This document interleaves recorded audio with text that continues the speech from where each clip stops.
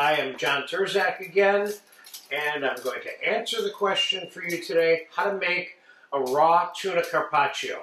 Simple, but good, easy to make. And for the most part, not that expensive, depending on how much you spend on tuna.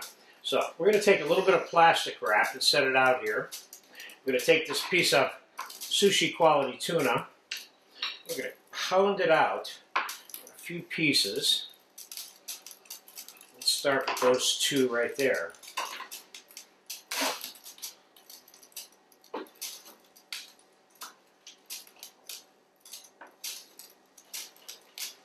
Lay another sheet of plastic wrap over that.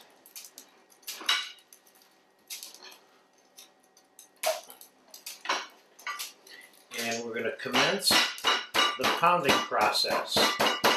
This is fairly easy to pound. This isn't like pounding a New York strip steak to make that kind of carpaccio. This is a soft piece of flesh here.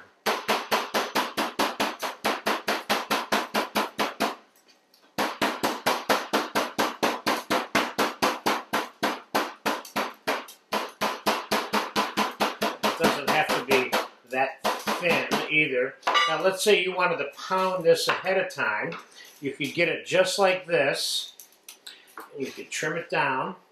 You can put it on a plate in your refrigerator and store it like this, and then just before you wanted to serve it, you pull it out, and at that point we'll take it out of the plastic wrap. So let's kind of pretend like we're storing that so you get a sense about how to do that. Let's get some rest of the tuna. Oh, let's just do it all. We'll eat whatever doesn't fit on this plate.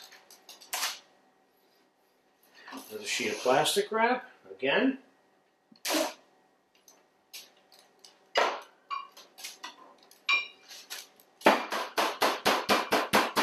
So this whole dish is being made pretty much in real time. I'd be willing to bet that this entire video is 5 minutes or less.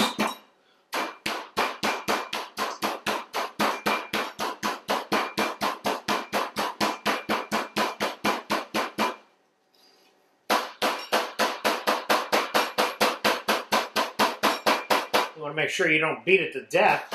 You'll beat it right through. The hammer will go right through it, and you'll have tuna with a bunch of holes in it. That you don't want.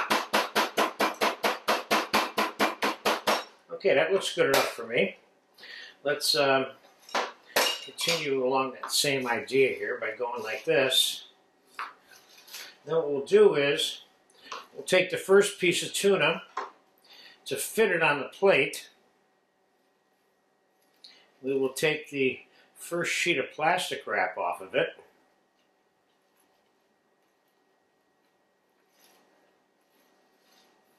And the way to transfer it to the plate is you just leave it right in the plastic wrap. Get the plastic wrap right off like that.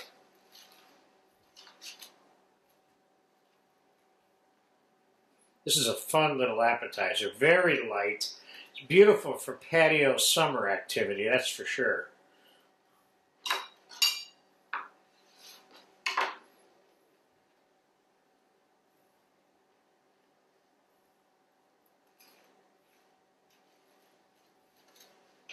Let's take another piece.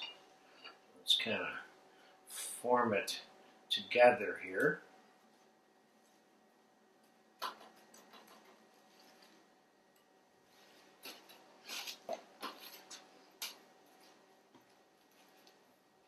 Yeah, maybe it take me 7 minutes. I don't know.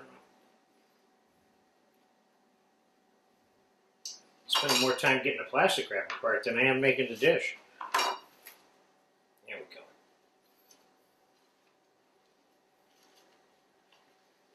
Let's put this one. Let's put this one. We're going to curve it so it fits into these holes a little bit. You see?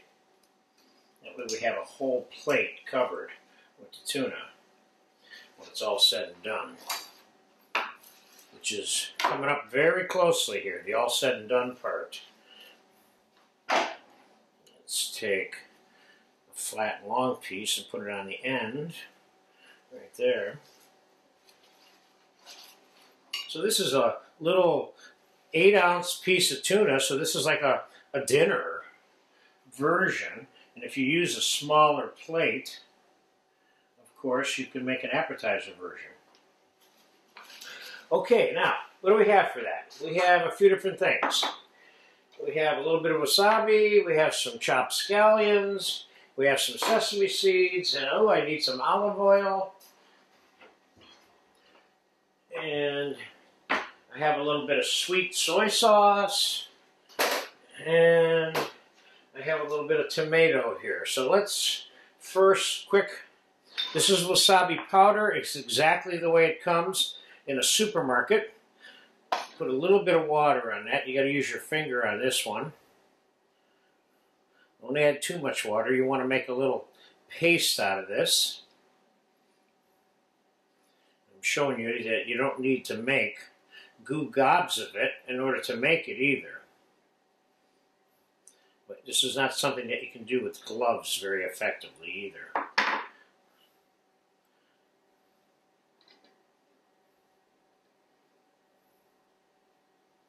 So let's take a little piece of wasabi and let's just stick it on the plate here. And I didn't pre-think how I was going to put this together. Excuse me for 1 second.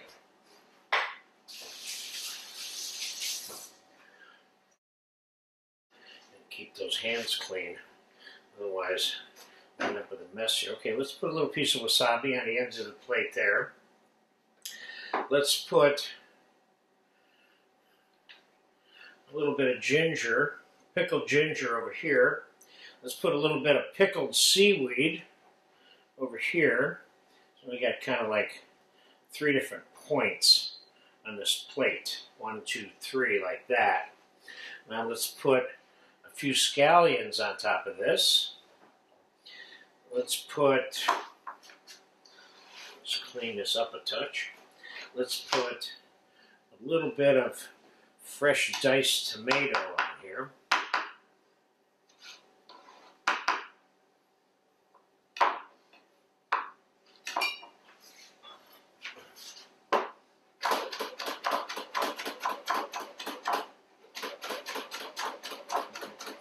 With the skin on it.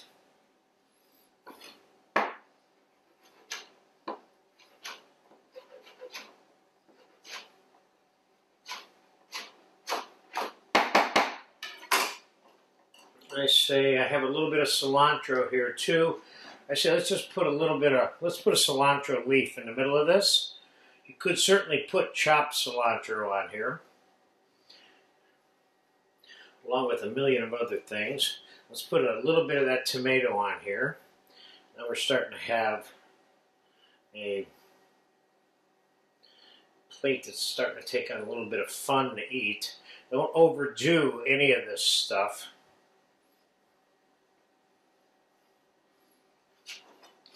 You have to use scallions, but that's kind of Asian traditional. You could certainly put some paper thin sliced